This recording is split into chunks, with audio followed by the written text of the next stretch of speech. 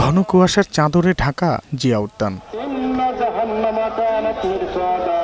মাইকে ভেসে আসা পবিত্র কোরআন তেলাওয়াত, শ্রদ্ধা ফুলেল সুবাস। বিএনপি চেয়ারপারসন বেগম খালেদা জিয়ার সমাধিস্থলে পুরো পরিবেশ করে তুলেছে এমনই আবেগময়।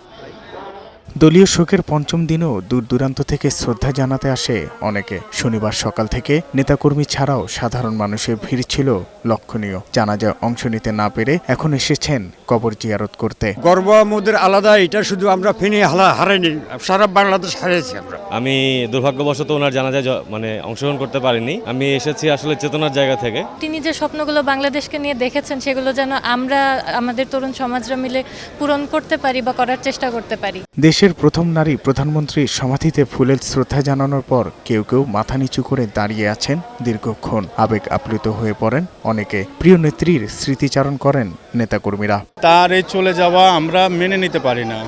আগামী কত বছর পরে যে একজন খালেদা জিয়া বাংলাদেশে আসবে কি আসবে না আমরা জানি না। জনগণ ভালো করে বুঝতে পেরেছে যে বিএনপি মানেই হচ্ছে বাংলাদেশের জনগণের দল, ভালোবাসার দল। কেননা মাটি ও মানুষের নেত্রী ছিলেন, আপোষের নেত্রী ছিলেন খালেদা জিয়া। শ্রদ্ধা জানান ঢাকা বিশ্ববিদ্যালয়ের সাদা দল ও ইসলামী আরবি বিশ্ববিদ্যালয়ের শিক্ষকরা। শ্রদ্ধা জানান উন্মুক্ত বিশ্ববিদ্যালয়ের শিক্ষকরাও। পাশাপাশি দোয়া ও মোনাজাত করেন। দেশের মানুষের প্রতি খালেদা জিয়ার ভালোবাসা আর মমত্ববোধ থেকে তরুণ প্রজন্মের শেখা উচিত বলে মনে করেন তারা। একজন মানুষের প্রতি মানুষের বিশ্বাস, আস্থা এবং ভালোবাসা কতটুকু থাকলে বোঝা যায় যে মানুষের এই জনসমুদ্র।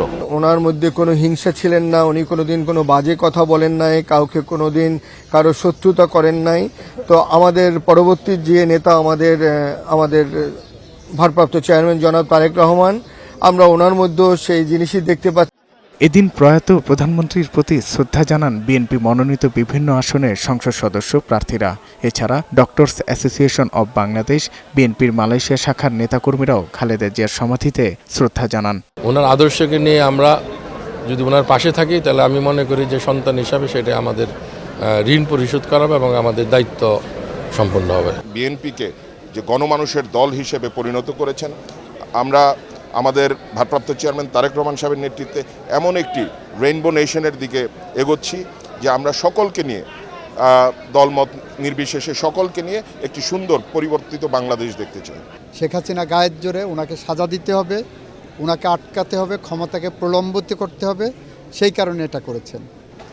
উপর আল্লাহ আছেন, আল্লাহ তার যথোপযুক্ত জবাব ইহজগতে দিয়ে গেছেন এবং বেগম খালেদা জিয়া তার জীবদ্দশায় ওই প্রশান্তিটুক নিয়ে মারা গেছেন যে উনি কোনো অন্যায় করেননি। আগামীর দেশ বিনির্মাণে খালেদা জিয়ার দেখানো পথেই তারেক রহমানের পাশে থেকে কাজ করার কথা জানান নেতাকর্মীরা। সাজ্জাদুর রহমান, বৈশাখী সংবাদ, ঢাকা।